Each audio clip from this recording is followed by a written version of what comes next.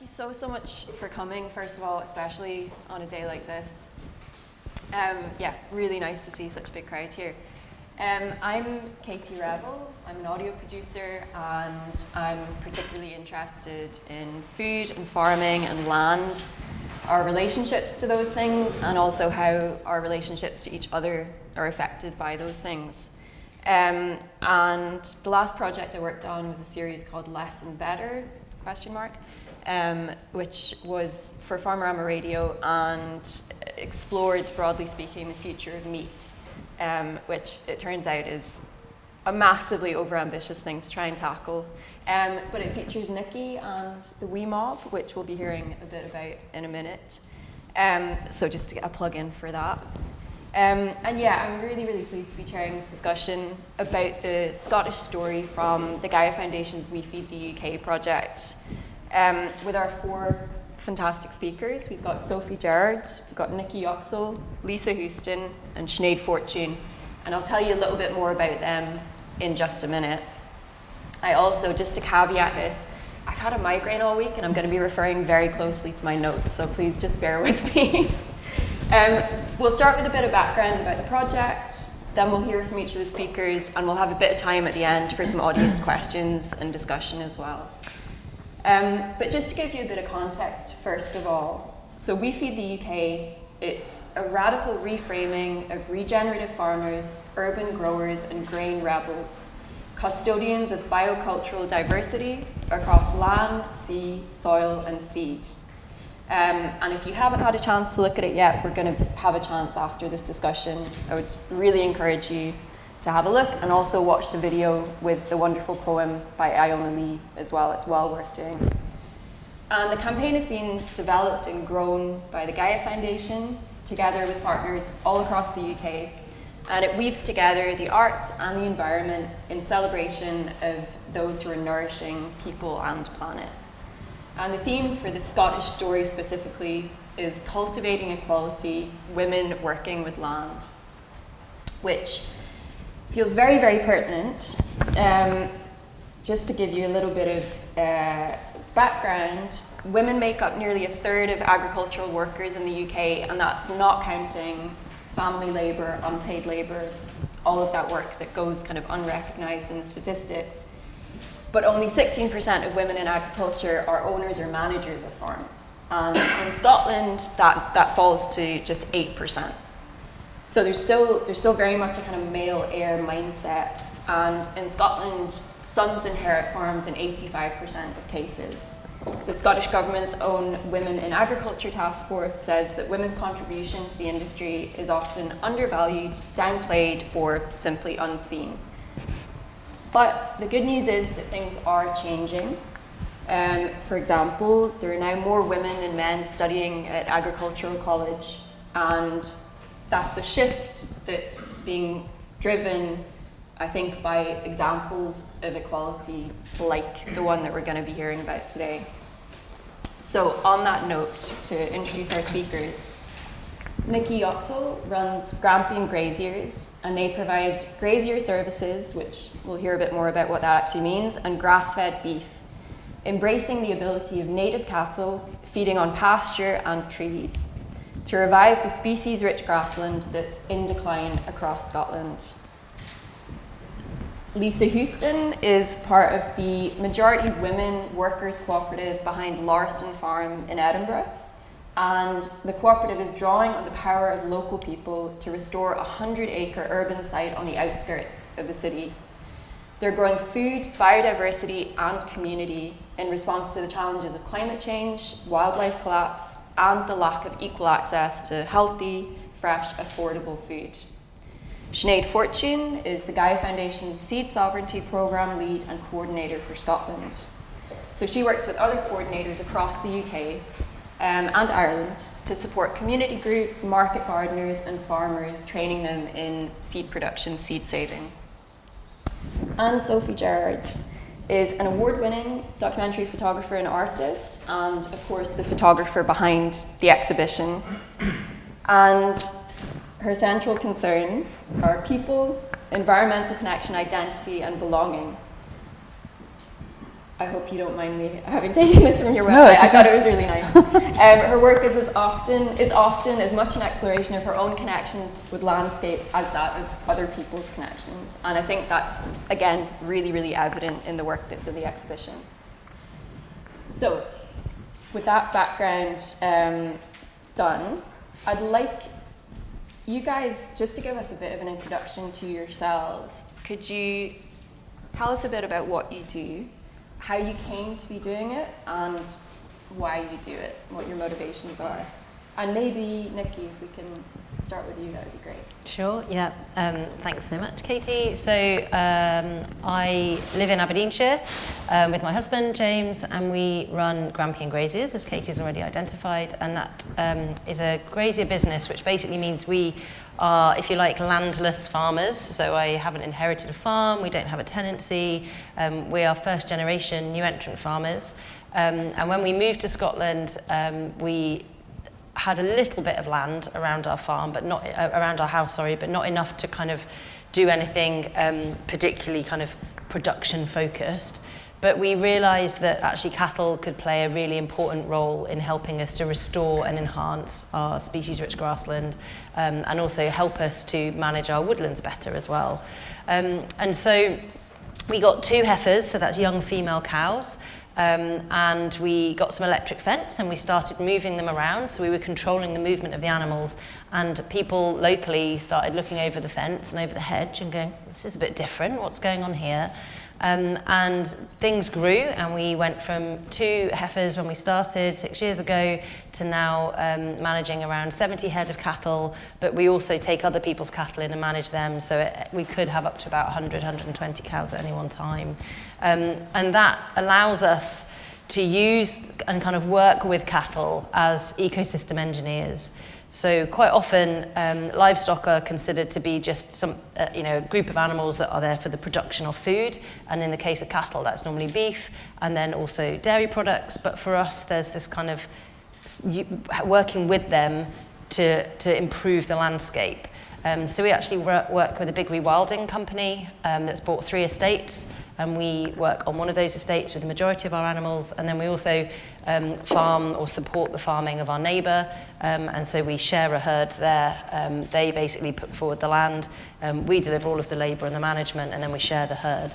And that model means that for people like us who don't have huge amounts, it's a couple of million if you want to buy a farm these days. I don't have access to that, though feel free to do a whip round if anyone fancies helping out, but just can't afford to buy land, and tenancies are really difficult to come by. So for us, this is a way that allows us to contribute to the wider kind of land management aims of the landscape around us, and to produce food in a very kind of culturally relevant way, particularly given the type of ground that we have where we are. And we do something called silvopasture, which is where we integrate our livestock into woodlands. And that has huge benefits. Obviously, we've got all of the biodiversity benefits of the trees, as well as the pasture.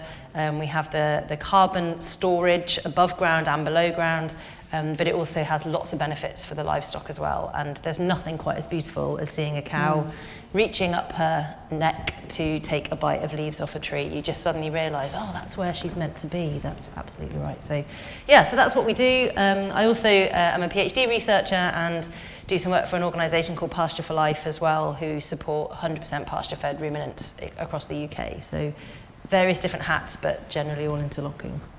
Great. And there is a hashtag, I believe, Cows in Trees. Cows in Trees. If you're on Instagram, give it a go. Yeah. Great, thank you, Nikki. Lisa, how about you? Yeah, what's the question? Just fair enough. If you just introduce yourself and tell us what you do and how you came to be doing that. Right, okay. I am Lisa, and I work in Edinburgh at Lauriston Farm, which is a 100-acre farm in Silverknowes in Edinburgh. So this is quite a unique thing. I think we were probably the first urban farm of 100 acres of that size in the UK. You just don't find 100 acres in cities to be growing food and doing things like that. So we were incredibly lucky. And we got it just kind of by a whole lot of unlikely circumstances, mainly that a couple of friends of mine approached the council and said, see that 100 acres? I think you should give it to us for a food community and biodiversity project. And much to our shock, he was like, it's a good idea, make us a proposal. And we were kind of like, what, really? And then also the fact that it's been protected. So there's a Lauriston Castle, which isn't a castle, it's a big house, it was part of the estate of Lauriston Castle. So there's this big house, it's got a wall around it, and then there's 100 acres of fields running down to the coast of the Firth of Forth, and there was more land over to the east and the west of that site. And those have been used as farmland for decades, and part of the reason was that it was given to the council in the 1930s by the Reed family, who owned it privately. It had been in private ownership, and then they gave it to the council, but it came with this title deed from the 16th century or something that said that the Lord's view from the castle across the Firth of Forth to Fife should not be blocked. So as a result, here's this prime real estate in Edinburgh, and it never got developed, which is also probably why there was 100 acres available in Edinburgh. So when we got the nod from the council, we worked together to develop a business plan. It was COVID time. We based the whole site around the principles of food, community, and biodiversity. So as in, what we wanted was to be able to grow as much food as we could, but because we're urban, the main point of it is to get as many people as possible to understand where their food comes from. So that means getting people on site growing food, getting people eating the food, and trying to make it all as accessible as possible. So I'm mostly responsible for working with the community, getting them involved in growing food, getting them involved in lots of different aspects of the farm. My background was that I lived in Thailand, and then I moved back to Scotland. But during that time I was working first of all on the Thai-Burma border, working with displaced communities from Burma, which was great, but me and the rest of the family got quite burnt out, and we moved to a community farm in the north of Chiang Mai, where we were growing our own food, saving seed, teaching people how to do all those things, and kind of that realization that all the things that I loved about working on the Thai-Burma border, which was all about the fact that we were very much immersed in the community and working with the community and connected to the community, but it was really hard, depressing work when there's a conflict going on across the border and all the things that people are having to deal with. To sort of be able to still be working in the community, but doing things where you kind of had tangible results. You know, you plant a seed and it grows. You're able to save seed is very satisfying. So anyway, did that for 10 years and then moved back to Edinburgh, was kind of like looking for something similar, and just so happens I'm friends with those two people who asked the council for that 100 acres, and so I got involved from the beginning. Great. Lots more to ask there, but I think for now, let's move on to Sinead. If you could just, yes, and you'll need the microphone. If you could just tell us a bit about what you do and how you came to be doing that. How's that sound? Is it okay? Great. So I'm Sinead. I am the programme lead and the Scotland coordinator for the Seed Sovereignty Programme, which is a sister programme of the Gaia Foundation. So We Feed the UK runs alongside the work that we do in the Seed Sovereignty Programme. So at a programme level, I work with my colleagues across the UK and Ireland, building networks, movement making, training, and kind of weaving the web between seed and people and community. I also do that work more intimately in Scotland, so working all over Scotland with community growers, small-scale agroecological market gardeners, and community groups to reconnect people with the seed that they work with, teach them how to produce their own seed, delve into the stories and the histories behind the seed that we use, and really just support the re-empowerment of growers to reconnect with their seed. On a program level, we also do some work in legislation and policy, so fighting against GM at a national and international level, and also advocating for small-scale seed producers in the UK after Brexit, which is lots of fun. Lots of work to be done there. And yeah, lots of storytelling, lots of celebrations. As you can imagine, it lends itself very nicely to harvest festivals and things like that. So we like to have a lot of fun with it. because seed is very joyful and it's very generous, and so we try and instill that in the communities and the networks that we work with. How I came to the work, I suppose my background's actually in political ecology, and when I awakened to the situation in the world that we're living in an infinite way in a very finite planet, and we need as a society to address the way in which we're treating the ecosystem which we're a part of. I found food an incredibly powerful way of connecting with people and connecting people with the issues that we're dealing with. I worked specifically with community empowerment and food security, and as I wove the two of those together, I found that food, and specifically the growing of food, is incredibly empowering in a conversation that can be very disempowering and very overwhelming. It's a very practical way of doing something very important. And so I found over the years, I became a community grower myself, taught people how to grow food here in Glasgow. I started my own social enterprise in sustainable food communication and education, and I just found it very much on a personal level, as well as kind of a professional level, a very life-giving thing. For my own sanity, I need to be doing something that is doing something, because it's very easy to feel overwhelmed and disempowered with everything that's going on. So literally planting the seed and watching the food grow and flourish, and the community that comes with that, growing in community and sharing the food and sharing the harvest, is such a vital part of how we move forward. And that's how I came to be messed up in the Gaia Foundation. Great. And actually, on that note, we forgot to introduce this guy. This is my friend. Yeah. This is the Great Grantian Gourd. I'll talk a bit more about it later. No worries at all. But he's come all the way from Edinburgh as well. That's yeah, right. great. Goes everywhere with me. Good stuff. And Sophie, I was going to ask you to tell us a bit about your experience of working on the project, but before you do that, maybe if you could just introduce yourself briefly and explain how you came to do the work that you do. Okay, my name's Sophie Gerrard, and I was really delighted to be commissioned by the Gaia Foundation for this project, We Feed the UK. Previously to that, I'd been involved with Gaia and their other project, We Feed the World, which involved working on a number of photographers all over the place, working on different projects with people who are working with heritage seed, and my project at that point took me to the US. It's really wonderful to be involved in something that kind of is occurring again and again, and it really speaks to my kind of photography, which is long-term projects, long-term themes. My background is environmental science, and that has always informed the photographs that I take, really.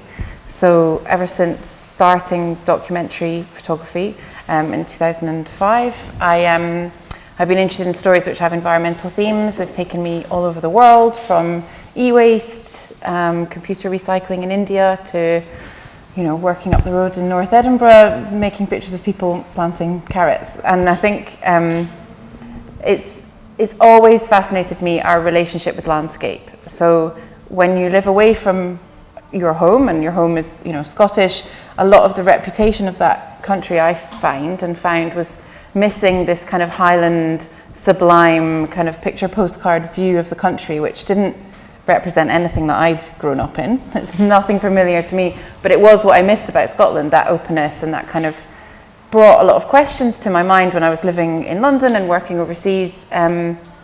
What is our relationship to landscape? What does it say about us? What does it mean? Then when we were talking about independence referendum, what does it mean for our identity? What does Scottishness mean? All of those questions, I don't have any answers to any of those questions. I just make pictures about the questions, I think. So this particular project was wonderful. Ali Nelson, who's been amazing to work with at Gaia, reached out to say we were looking at celebrating women, working with agriculture, working with regenerative farming, working with seed sovereignty. And these two projects do speak to quite different parts of that story. So working with Nikki in Aberdeenshire, I visited and stayed for a few days at a time to kind of build the everyday story of what you're doing there, and making quite aesthetic pictures in the end, in the absolute pouring rain or in the beautiful sun, which I don't really wasn't necessarily the plan, but the cows and trees are quite seductive. And but also trying to talk to your relationship with that landscape, which I think is really evident in the way that you speak. And your job as a photographer, I suppose, is to try and put those words into images if you can. And then continuing the project working with Lauriston Farm has just been utterly joyous and really addictive and incredibly positive and so kind of personal, and I love it. And I haven't been back for a month or so and I'm missing it. So it's a place full of incredible positivity. You said something, Sinead, about generosity of seeds, and I think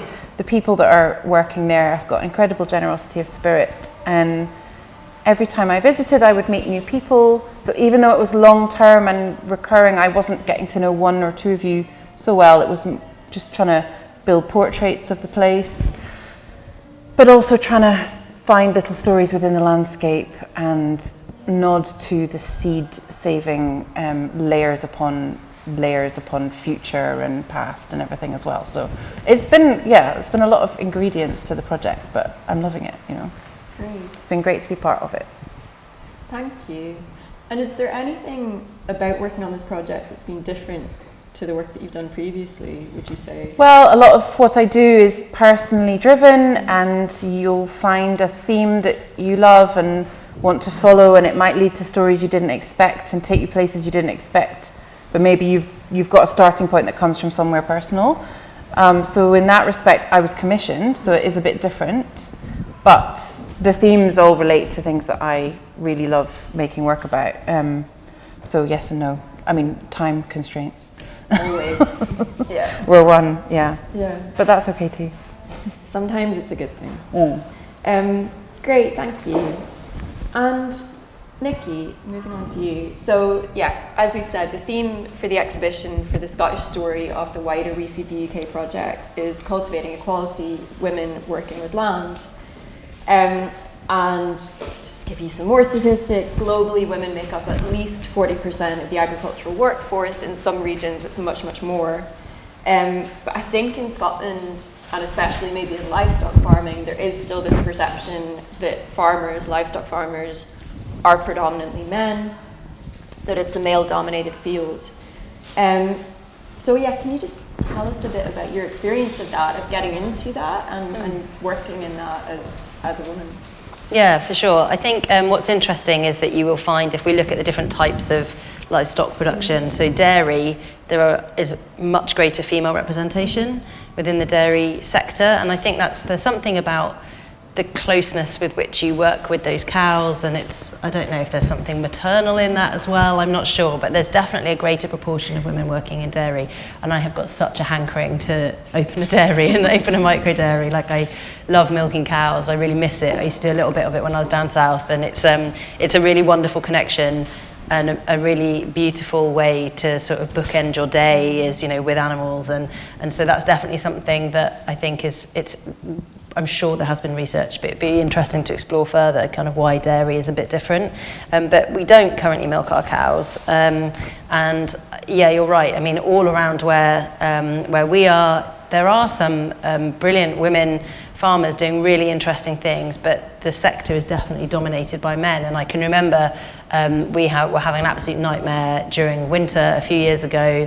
And basically we have quite good setups for our winter watering system, but even our all of our plans had gone awry, and I ended up having to go and buy a load of jerry cans, like plastic jerry cans that you fill with water. And I just thought, if I buy a load of those and I can get those all filled up, and then I'll be set. And I went to buy them, and I walked into the agricultural supply sort of store, and 4 men within about 10 minutes, probably less, all made the assumption that I was buying them for my horses. Like, that I couldn't possibly be buying these because I was caring for animals, like for livestock, that it had to, here's some woman that's coming here and it must be for her horses. And the fourth guy probably got a bit of an earful from me because I was like, for God's sake, why do you all assume this? So I think there is something about the assumptions people make, and there's a guy, a guy near us who's farming, who's in his late 60s, who he doesn't really like what we do in the way that we farm. I can tell that.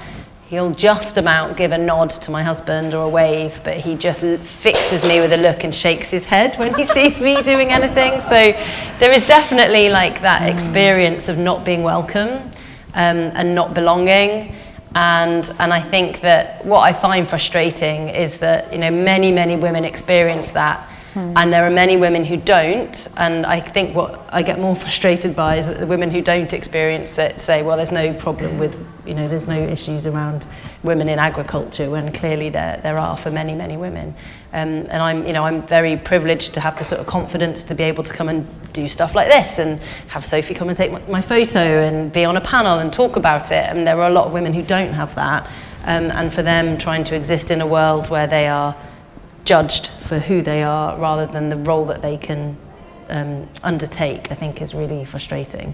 Yeah, and I guess the energy it takes to do all that advocating and be, you know, you're not just doing the farming, you're also kind of doing all the rest of it, trying to change the broader situation, which is a lot to take on. I think also you're wrestling with a title of farmer's wife, which there's not many industries where you're that very quickly, you know, demoted, and it's constant. That's what I find. I photograph a lot of stories about women and landscape and agriculture, and there's that constant conversation around having to convince somebody at the beginning of your meeting that you are the person they need to be talking to. And yeah, I think that's quite an interesting position to always be in. And I think there's always something about maintaining a balance of I actually don't have great practical coordination. I'm not very good at kind of building things or making things. It's just not a skill set of mine.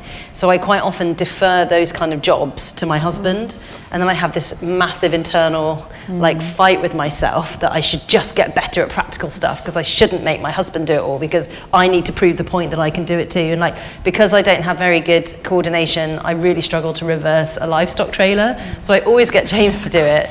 But then I get really cross with myself that I'm not, you know, proving the point that I can do it too. And then I think, oh, for God's sake, like there's loads of other things that I do that bring massive value to our business that James is rubbish at. And that's fine, because that's why, you know, you work together, you get the right people who can deliver the job, who can do the thing that you need to do. And actually, like that's what kind of working either in a team, regardless of whether you're married or not, you know, if you're just in a working team, that's what it's about, isn't it? It's about having the right blend of skills to deliver what you need to deliver. But sometimes I do feel like, and James never thinks about that. Like the weight of that, the burden of that, oh, I should be, or just being very conscious of it is this whole other dimension that just doesn't get talked about in agriculture. It just gets completely lost. That's something I think in that wider sense of the mental load that is, it's just another level, another thing to worry about and think about. Yeah. Thank you. Sorry, that was quite a lot, wasn't it? I think it's also not seen. I think that's quite important. It's not seen very much. Yeah. And if you're looking for role models, and if you're looking for the idea that you can do this and that you don't need to have come from an agricultural background or have some extra knowledge, you know, your connection with the landscape is important regardless what your gender or your background is, totally. You know, and it shouldn't be reduced to one group of people, whoever they are. So that's why it's been good to be part of this, I think. Agreed. Moving on to you, Lisa. So you talked a bit about Lauriston Farm and the fact that it's really quite unusual that you have this urban site. And you touched on the work that you do with the communities that live around the site, which it sounds like is a big part of the project. So I'd be curious to hear a bit about that and why it's important, but also maybe, I think there is this perception sometimes that it has to be either production or community work. And I'm curious to know, how do you guys balance? Because you're really doing both, aren't you? Yeah. I was just going to say, I've just done a 4-day tractor training. I can't drive a car, but now I can drive a tractor, but that reversing of a trailer is very difficult. Really hard. Really hard. No sense. It doesn't make any sense. Exactly. And when you're like doing quite well, and then you stop, and then you start thinking about it, you're screwed. It's horrendous. It's horrendous, yes. I'm totally with you. Anyway, but one of the other women doing it totally mastered it, so it's not a gender thing.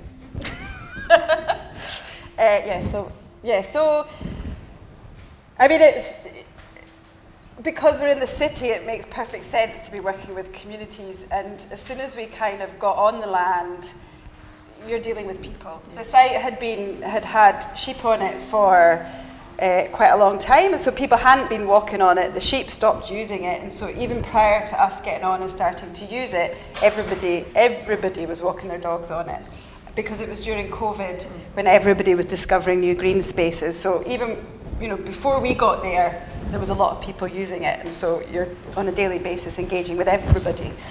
But also what's always interesting when you first arrive on the site is, first of all, that it's massive, and also that it's extremely beautiful because you've got the Lord's view across the Firth of Forth to Fife. But also you immediately are aware that on your right are the tower blocks in Muirhouse, and on your left are the leafy suburbs of Barnton, and that sort of very clear difference that exists, that you can sort of see instantly. And so what has been great is, what we recognised right from the beginning, that it was completely unique to have 100 acres in a city, and that the opportunity one of probably the most important opportunity that offered was to get as many people as possible reconnecting with where food comes from. And so, but also learning about that it matters how we produce food, and how we produce food can have massive impacts on our health, our climate, and the sort of wider society. And so you sort of feel that burden as soon as you get there, like we need to be getting people engaging with this, and people need to find out more about that. What has been brilliant is that right from the get-go, one of the first things, we had this grant from Nature Restoration Fund, and it came really late, so we ended up having like 1 month to plant 8,000 trees. And that was one of the first things that we did. But what was amazing was we had about 500 people coming to join us in the space of a month, helping us to get those 8,000 trees planted, which meant right from the beginning, the community were feeling a sense of ownership of the project. And that has only continued and only grown, and that has been the best thing about it. Like, we would not be what we are or doing what we're doing without that sort of sense of ownership from the community and the number of volunteers that we have helping out all the time, and it's been huge. I have a few notes. But also when we're looking at that sort of, when you're on the farm and you're looking over there to Muirhouse and you're looking over there to the leafy suburbs, it's a great opportunity for lots, like, so there's already that difference that's kind of right there and in your face. But then also we're living in an area which is very multicultural, and also inevitably with your volunteers you get a lot of people who are retired, so you've got the sort of age differences of people who come. So we have this huge diversity of experience and knowledge and backgrounds coming to the farm, which is just brilliant. And one of the things when we first started the farm, a lot of the photographs that Sophie's taken are from within the community allotments. So when we started the farm, the council kept saying, can you do allotments, can you do allotments? Because we've got a 10,000 people waiting list in Edinburgh Council for allotments. And we were like, sure. We kind of drew a square on the business plan map and went, that's the allotments. And didn't think about it. But then when you're there and you're looking at housing that clearly doesn't have any garden space attached to it, and you think, well, there's folk there who might like the idea of an allotment, but they might not feel confident enough to say, I want an allotment, because they're lacking experience. So we decided that we would just open up with 15 allotments and say you had to be either an organisation working with local people in the area to get an allotment, or you had to be a group of local neighbours of at least 3 households. And we were like, should we try that? Yeah, let's try that. Amazing. And we tried it, and it's just been phenomenal. And that, honestly, it's made the farm a really special place, because we have organisations like Fresh Start, who work with people who have experienced homelessness or who are at risk of homelessness from West Pilton. We've got the Bethany Trust, who've got a safe house for people who are recovering from addiction. We've got Project Esperanza, which works with migrant women in the area. But then we also have a group we've now got 2 allotment plots with an awful lot of people from Nepal, from the local area. We've got a Ukrainian plot, a Polish plot, a South African plot, a Kenyan plot, and then mixes of whoever plots. We've got a Hong Kong plot, and it's just brilliant because we have people from all these different backgrounds who are all living in the local area in very different demographics, all just getting on with growing food together and sharing their experience of growing food together, which brings me to the Great Granton Gourd. I think. But sorry, just to say that also, like, it's been quite important for us to recognise those differences and what it brings to the farm. So we always wanted to, from the beginning, have as many pathways as possible for people from different backgrounds to come to the farm and get involved with it, but also as many different ways as possible for our food to get out into the local communities. So we have a community-supported agriculture programme with veg boxes, and we were able to, in recognising that there's quite a big wealth difference between, I think a kid born in Muirhouse has got a lifespan expectancy 13 years less than a kid born in Barnton. So there's like a very serious difference there. And you want to do something about it. And if our food helps, that's good. But what we were able to do is say to folk, like, when we launched our CSA scheme, we were able to say, like, if you're able to, and if you want to, pay 50% more or 20% more for a veg box, so that people who prefer to or who need to pay 50% or 20% less for a veg box can do that. And it works, right? Because we have, people who want to do that, and we have people who need the lower price boxes, and we're going to kind of continue working with that model where we're making, using that difference as an opportunity to create accessibility to local food. And we also sort of get food into community meals and community pantries and stuff. But I just want to say that, so this gourd came to me when I was doing the Gaia Foundation Seed Sovereignty Programme, and I had to study a vegetable. And I was a bit late to the game, and so I said to some of the people I was growing with in another project that I work on, "Great, who's got seeds that I can grow and study?" And a friend from Bangladesh said, "Well, I've got this gourd seed." I was like, "Great, I have that." So I grew it, and it's beautiful. I mean, isn't it? It's beautiful. I would pass it around, but it's quite heavy. And what was amazing about it is Mizan was so excited that, I was giving attention to his gourds. And then he was telling me about, so when it's now, this is old, I harvested this around July or August last year, but when it's younger and these white bits are more yellowy, it's got much softer skin, and it's really nice in curries or stews or whatever. But once it gets to this stage, they make this delicious kind of milk pudding out of it that's got cardamom and everything like that, which I've now eaten quite a lot of. But then what would happen is you would then, like, my husband is from Burma, and he sees it, and he immediately sees other dishes. So and other friends, we have the group of Hong Kong women who recently took up an allotment plot at the farm are so excited about it because it makes this shark fin soup thing that they also love. And it just felt like I would have this, and then all these people from different cultures would be approaching me and telling me the story about this and what they would make with it, but also the stories of it. And there was one woman from India who told me about a kind of candy that they made out of it, but also in a certain part of India, they would take, because once you cut, it's very, very hard to cut into, but when you do, if you can do it well, you can cut off the top and scoop out all the flesh, and then dry this out, and you've basically got a container. And there they carve faces out of it and use it as a kind of thing to scare away evil spirits. And then, so we ended up organising we called it the Great Granton Gourd celebration, where we had a whole meal. So I'd made a drink that I'd found a recipe from online, because that was easy, it was just blending stuff. And then my husband had made a traditional Burmese tempura with a dipping thing. There was friends from Kenya had made a curry, and a friend from Zimbabwe had made another curry, and then we had the Bangladeshi dessert and some soup.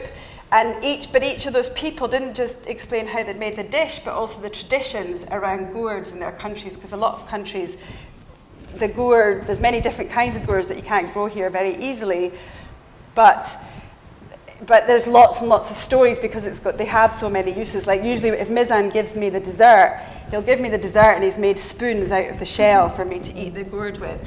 But just to say, like, to me, here's a thing of great beauty that many people in Scotland would go, what's that? What's that? I don't know what to do with that. I don't know how to cook that. But lots of people who come from other cultures who are living in Scotland immediately see it and start thinking, yum. And the thing is that this grows really well in Scotland. It's prolific. When all the other pumpkins and squashes are looking really sad, this one just keeps on going. We've seen it trying to flower in November. But this means it's potentially a really valuable crop because it does well, it thrives in this country, you know, and that's what I feel like when we have all that diversity in our community, that's what they're bringing. They're bringing this knowledge of the stories and the culture and the seeds and the food that we need for our own resilience and for our own sort of richness and for if we're going to get through all this mess that we're in. Anyway, you're allowed to touch it if you want later. And I'll stop. Thank you so much for explaining that. No, I think that's such a great encapsulation of everything I know, I was you're struggling doing. to find any way of saying all the many things I think about diversity and how important it is, and then I was like, I'm just going to bring the gourd. I'll just bring the gourd. And just to say as well, I believe we have some seeds I don't know if we have any gourd seeds, but we do. Sorry. I don't want to promise that, but there will be some seeds, I believe, to take home. There will be, the Glasgow Seed Library is joined. Yes, they're over there. Maybe just give us a wave. Great. Okay. Well, I don't know if you're able to tell us anything about that yourself, but if not, maybe the Seed Library folks can give us a quick explanation afterwards. But first of all, Sinead, can you tell us a bit about your work with the Gaia Seed Sovereignty Programme? So why does that work matter? And then maybe also, how can people get involved? Do you have a bit of a call to action for people? Yeah, absolutely. Well, I think Lisa's pretty much said it all with the Grant and Gourd. The Gourd said it. The Gourd said it. Thanks, Gourd. I mean, that just kind of encapsulates the enthusiasm and the energy that comes from this Gourd, kind of encapsulates so much of why we do what we do. But when we tell the story of the work that we've been doing, we've been going for about 6.5 years, going on 7, building the movement in the UK and Ireland. And there are 2 figures that come to mind when I tell our story, and one is 75 and the other is 60. So we've lost 75% of the plant genetic diversity since 1900. So what that actually means is where we used to have a huge diversity of crops, of food crops, we have a significantly less amount, 75% in fact. So in practice, where we might have had literally hundreds of cabbage varieties, we might have a dozen. And if you're not that fond of cabbage, you might not really see what the loss is. But in those hundreds of varieties that we've lost, some were very resistant to drought, some very resistant to flooding, to different pests, to different diseases. Some would do very well when, when very densely stocked or on a windy hill, or just, some would taste absolutely delicious. Or the nutritional compounds would be slightly different from cabbage to cabbage. And if any of you are growers, what you know painfully is that our growing conditions are becoming increasingly volatile and unpredictable. And what we need is that diversity, because in that diversity is resilience. So we need lots of varieties, we need lots of communities, we need lots of different people from different cultures growing food, trying different varieties, developing new varieties, so that we can weather these storms quite literally and figuratively. And so we're working to rebuild that diversity. So when you open a seed catalogue, rather than there being 3 varieties of radishes, there being not only a multitude of seed companies you can choose from, but also a multitude of varieties. We also work with locally produced seed. So when you have locally produced seed that's open pollinated, it starts to adapt to its growing conditions over time. So each time you save the seed, the next generation has adapted to its growing conditions. We need adaptation, we need diversity. That's where our resilience comes from, and this is so vitally important, and it affects everybody. The other figure, 60% of our world seed is owned by 4 petrochemical companies. So that's terrifying for a number of reasons. One, that it's a near monopoly of something that's a human right. Seeds have been passed down from communities generation after generation for thousands of years. The seeds that we grow now have co-evolved with humans, and they've been given very freely and very generously. I mentioned the generosity of seed earlier. Again, any of you who are growers will know if you've ever saved seed or accidentally saved seed, if something has bolted and gone to seed, you'll know that there are just more seeds than you could ever grow.